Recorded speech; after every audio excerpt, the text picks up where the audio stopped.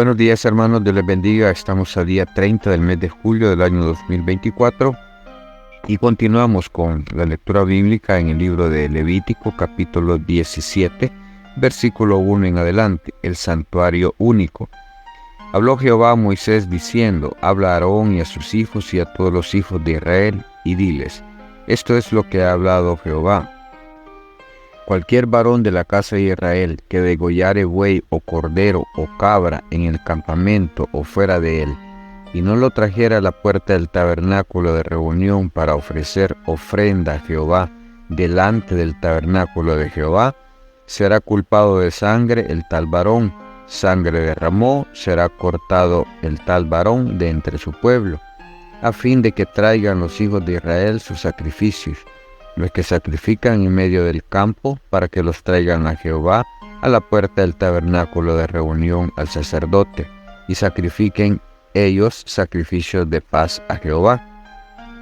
Y el sacerdote esparcirá la sangre sobre el altar de Jehová a la puerta del tabernáculo de reunión, y quemará la grosura en olor grato a Jehová, y nunca más sacrificarán sus sacrificios a los demonios, tras de los cuales han fornicado. Tendrán esto por estatuto perpetuo por sus edades.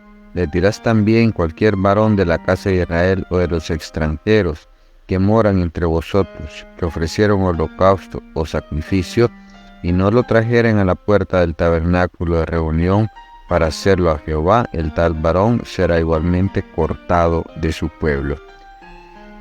Los extranjeros que moran entre ellos comiere alguna sangre, yo pondré mi rostro contra la persona que comiere sangre, y lo cortaré de entre su pueblo, porque la vida de la carne en la sangre está, y yo os la he dado para hacer expiación sobre el altar por vuestras almas, y la misma sangre hará expiación de la persona.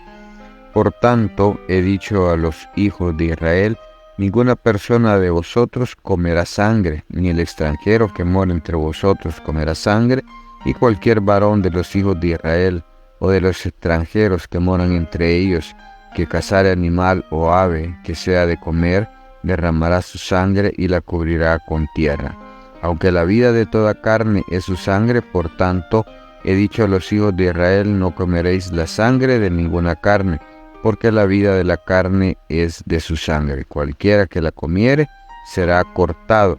Y cualquier persona, así de los animales como de los extranjeros, que comiera animal mortecino o despedazado por fiera, lavará sus vestidos y a sí misma se lavará con agua y será inmunda hasta la noche, entonces será limpia. Y si no las lavare ni lavare su cuerpo, llevará su iniquidad.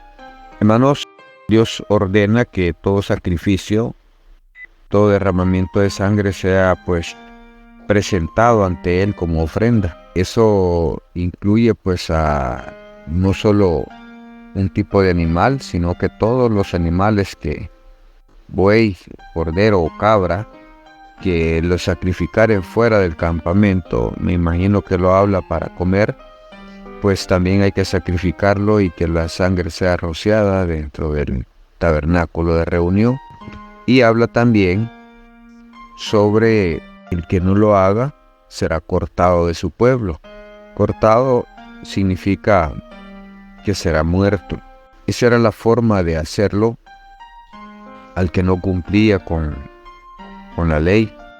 Hoy estamos en un tiempo diferente y el sacrificio lo hizo Jesús en la cruz del Calvario. Él derramó su sangre para perdón, para lavar, no para cubrir, sino para lavar nuestro pecado. Él es quien murió como cordero para expiación de nuestro pecado, para perdón de nuestros pecados, pasados, presentes y futuros. Hoy podemos entrar, lo hemos repetido, con confianza al trono de la gracia. Estas leyes las promulgó Dios para su pueblo Israel. Dice que es por pacto perpetuo, es por siempre. Mas sin embargo, Israel el día de hoy no tiene un lugar donde sacrificar.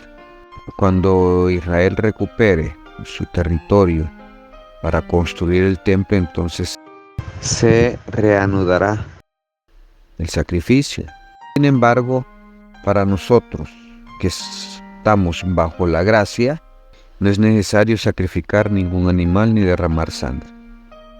Simplemente tenemos que aprender a obedecerle a nuestro Dios, a saber y entender qué es lo bueno, qué es lo malo, qué es lo que a Dios le agrada.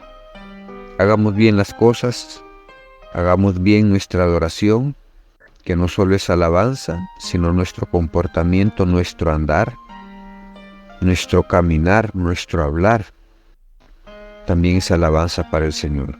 Hagamos las cosas que a Él le agradan, para que nuestros sacrificios sean aceptos a Él. Bendiciones, hermanos, esto ha sido un cafecito para el alma.